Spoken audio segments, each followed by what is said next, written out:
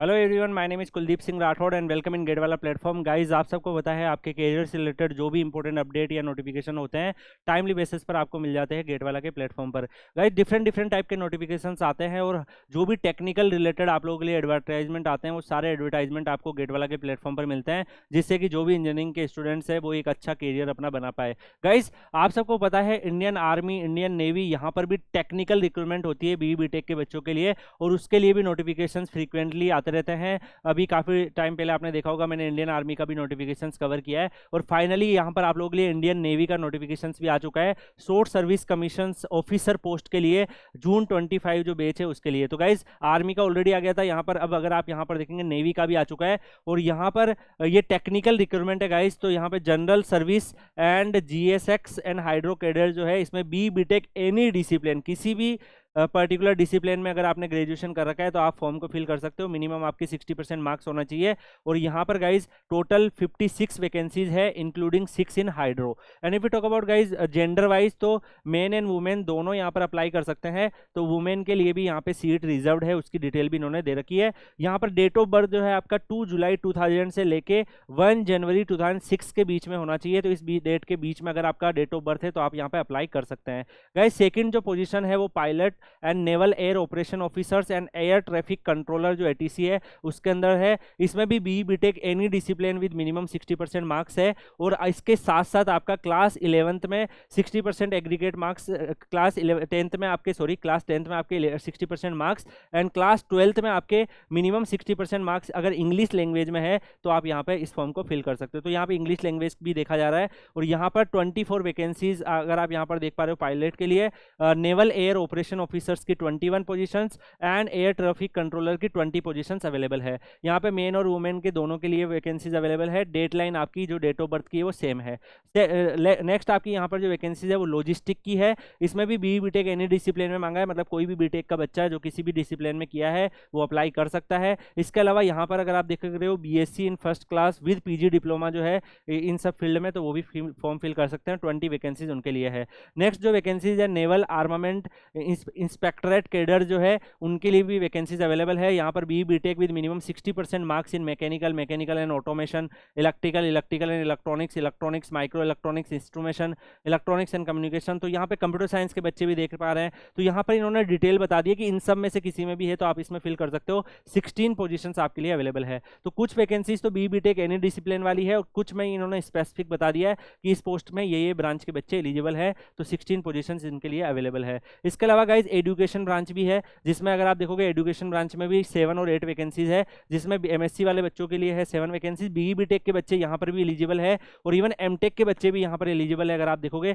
MTech अगर कर रखा है आपने तब भी आप एलिजिबल हो सकते हो। 8 वैकेंसीज इनके लिए भी अवेलेबल है। यहाँ डेट ऑफ बर्थ में भी अगर आप देखोगे जो एमटेक वाले बच्चों हैं उनको एक्स्ट्रा ईयर भी यहाँ पर मिल रहा है। टेक्निकल ब्रांच अगर आप देखोगे इंजीनियरिंग ब्रांच जनरल सर्विस जो है, इसमें बीटेक अगर आपका इनमें से किसी भी डिसिप्लिन में है तो 36 पोजीशंस आप लोगों के लिए अवेलेबल है। वो electrical branch general service GS में अगर आप यहाँ पर देखोगे बीटेक जो है इन सब में से किसी भी डिसिप्लिन में है तो 42 वैकेंसीज यहाँ पर आप लोगों के लिए अवेलेबल है। तो गाइस, ऑलमोस्ट अगर आप देखोगे मैक्सिमम में बीटेक के बच्चों को यहाँ पे एलिजिबिलिटी दी है, तो काफी सारी वैकेंसीज आप लोगों के लिए यहाँ पर अवेलेबल है। टोटल अगर आप सब वैकेंसीज को काउंट करो तो गाइज यहाँ पर अगर आप देख पा रहे हो मल्टीपल पोजीशंस यहाँ पर आप लोगों के लिए ये लोग रिक्रूटमेंट आपके लिए कर रहे हैं। और यहाँ पर अगर हम नेक्स्ट गाइज आगे बढ़े तो और भी इन्होंने बहुत सारी डिटेल्स इन्होंने यहाँ पर दी है, तो जो आप लोगों के लिए इंपॉर्टेंट डिटेल्स है वो मैं आपको यहाँ पर मेंशन कर रहा हूँ।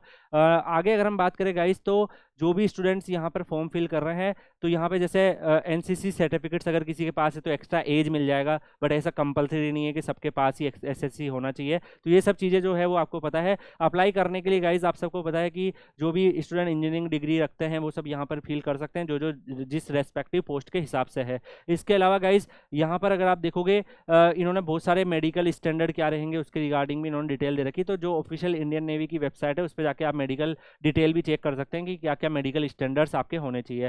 सिलेक्शन प्रोसेस में गाइज ये लोग आपको शॉर्टलिस्टेड करेंगे जो आपकी क्वालिफाइंग डिग्री है उसके मार्क्स के बिहाफ पर, और उसका नॉर्मलाइजेशन के लिए इन्होंने एक यहाँ पे पीडीएफ भी अटैच कर रखी है, उसको जाके आप चेक भी कर सकते हो। बाकी बीटेक के जो स्टूडेंट्स है, फाइनल ईयर बीटेक के स्टूडेंट जो 5th सेमेस्टर तक है वो भी यहाँ पे फिल कर सकते हैं। मतलब फाइनल ईयर के स्टूडेंट्स भी यहाँ पर एलिजिबल है इस फॉर्म को फिल करने में।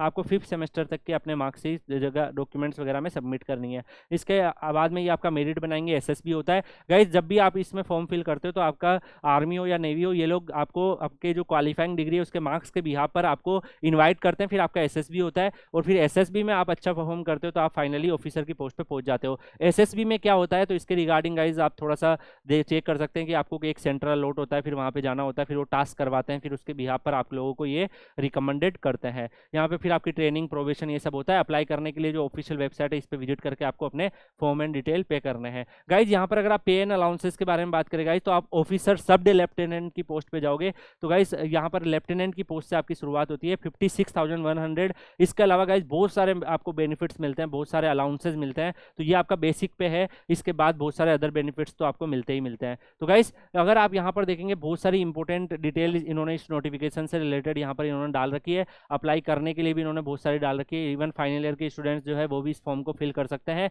नोटिफिकेशन जो है गाइज अगर आप यहाँ पर देखेंगे आपका रिलीज हो चुका है। 14 सितंबर 24 से आपके अप्लाई ऑनलाइन एप्लीकेशन फॉर्म भरना स्टार्ट हो जाएंगे। लास्ट डेट जो है 29 सितंबर 24 रहने वाली है, तो इससे पहले आपको अपने एप्लीकेशन फॉर्म फिल करने हैं। अगर आप लोग इनमें से जो भी स्टूडेंट फॉर्म को फिल करना चाहते हैं, आपको कोई भी सपोर्ट चाहिए सर एसएसबी में क्या होता है या फिर कोई भी डाउट्स है, तो आप Kuldeep sir _PW Telegram channel Telegram पे सर्च करके ज्वाइन कर सकते हैं। कई सारे स्टूडेंट जो लास्ट ईयर जो रिक्रूटमेंट में अप्लाई किए थे, जो अभी करंटली वर्क कर रहे हैं एज ए ऑफिसर आर्मी और नेवी में, वो लोग भी वहाँ पे अवेलेबल है। तो आप लोग जब डाउट डालते हैं तो वो लोग भी रेस्पॉन्ड कर देते हैं। तो आप Kuldeep sir _PW Telegram channel join कर सकते हैं अगर आपको एसएसबी की प्रिपरेशन में कुछ भी हेल्प चाहिए। बाकी गाइज आप लोग क्या चाहते हो इस तरीके के और भी नोटिफिकेशन अपडेट या इन्फॉर्मेशन आपको गेट वाला के प्लेटफॉर्म पर मिलती रहे, तो उसके लिए आप लोग कमेंट में बताइएगा। मिलते हैं नेक्स्ट सेशन में किसी और अपडेट के साथ, तब तक के लिए goodbye, take care, see you.